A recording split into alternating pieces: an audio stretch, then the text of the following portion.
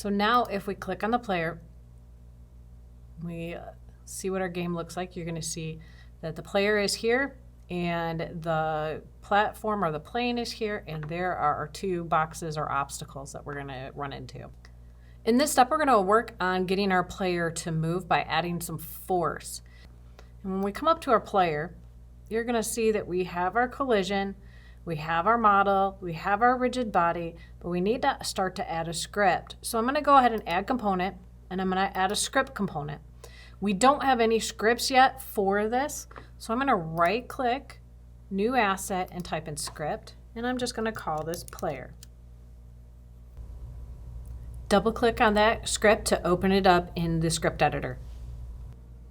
So opening up our player, the first thing that we're going to do is we are going to come down to our update function. I'm going to click right here and I'm going to hit enter, and we want to add some force to our player.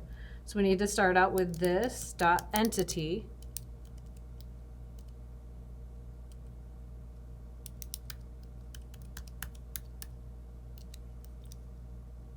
dot, and we're going to talk, we want to use the rigid body, and we want to apply force, and we're going to tell it how much force we want to use. So I'm going to put in my parentheses, and I want to be able to apply force on the X and the Z to make it go straight down the axis. And in order to do that, I need to kind of figure out what my speed is going to be. So I'm going to start out with a -3. This next coordinate is the y-axis, and we don't want any movement on that. And I'm going to press comma again and do another -3 so that it moves in the correct direction. So I'm going to go ahead and save this. You either go File and Save File, or Control or Command S. I'm going to come back into my 3D box run, click on my player, go to that script component, and click player. Now I want to parse it before I do anything, and then I'm going to come up to launch. And our player should have a force applied to it and should move. And that's exactly what we want it to be doing.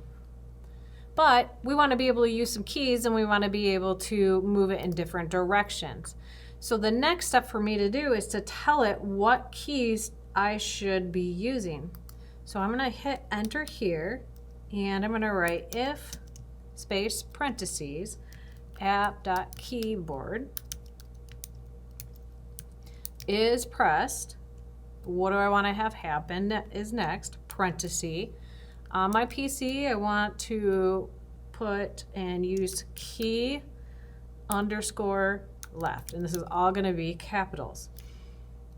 Coming to the end of that, do a space and a curly bracket, hit enter. We're going to say this dot entity dot rigid body dot, in this case we're going to apply the impulse to push it to the side, and we need to tell it what kind of force we want, and we want just a minor force. So I'm going to try like a -0.3 on my x-axis because I want it to go to the left, and on my y-axis I'm going to do a 0. Then on my z-axis I am going to try to do a 0.5, and then I'm going to put my semicolon, and I should have my bracket. So this means if I press the key left, my player should go left. And one more thing before we do anything else, because we're using this app, we need to put in that variable to tell it what to do. So we're going to type in var space app for app and tell it to equal this dot app and semicolon. So this tells us that we're going to run this down here when this is pressed. So saving this, coming into launch and resetting. There's my left key, and notice that they went right. So I want, or went left. So I want to come back into the code, and I'm going to do the exact same thing, except I'm going to copy this, and I'm going to come outside of this bracket, hit return twice, and paste. And in this case, we want the key right. So I'm going to get rid of left, and it has to be all caps. And then my numbers that I'm going to use, instead of the X being a negative, we're going to make it a positive.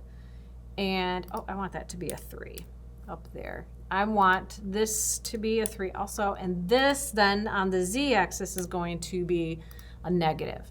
So if I save this and I refresh and launch,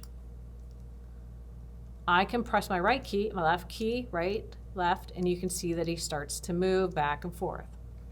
And that is exactly what we are looking for at this time.